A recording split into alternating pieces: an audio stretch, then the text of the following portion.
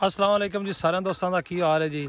मौलवी साहब जी माशाल्लाह बोर कर रहे हैं साडे डेरे ते बेले ते मौलवी साहब माशाल्लाह बहुत अच्छे बंदे ने ते वेंदे नालियां छलियां लै आंदियां ना इत्थे साडे नाल दे जेहड़े मसां सुत्ते पे न ते ये बड़ा अच्छा बोर दा जी काम करदे ने। किसे नलकियां दा पंप दा सही किन्ने फुट तक बोर कर लेंदे हो? 100 तक नहीं जाते?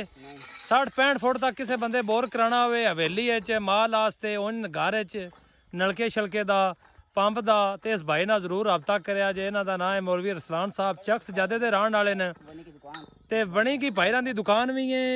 ग्रिल्लां शरीलां बूहे बारियां बनाते हैं। किहड़ी जगह ते? बनी की बाईपास ते मौलवीरां की दुकान भी है ते बोर भी करते पे ना वेंदे पे हो। जिस भरा बोर कराना होवे या इस तो इलावा ग्रिलों का कोई भी काम कराना होवे ते मौलवीरां दे नाल जरूर रबता करिया जे। बहुत अच्छे बंदे ने ते आवाम नाल तावन भी करन दे ते और गरीब आदमी भी है ते सारे भरा जरूर इस भाई नाल चक सजादा बह कामन जार कोट कादर बख्श वणी के तारा रबड़ और इस तो इलावा समझो थाने वणिकियां दे पूरे एरिए का ये बंदा काम करन इंशाल्लाह तैयार है। कोई बाहर भी आखे तो तां भी कर आवे कोई मसला नहीं। क्यों पा जी ते नंबर दिओ अपना नंबर 0347 1220 1220 948 0347 1220 948 इहदा नंबर है। दोवें भरा वेखो जी काम कर रहे हैं लगे न बोर कर रहे हैं हैं हाँ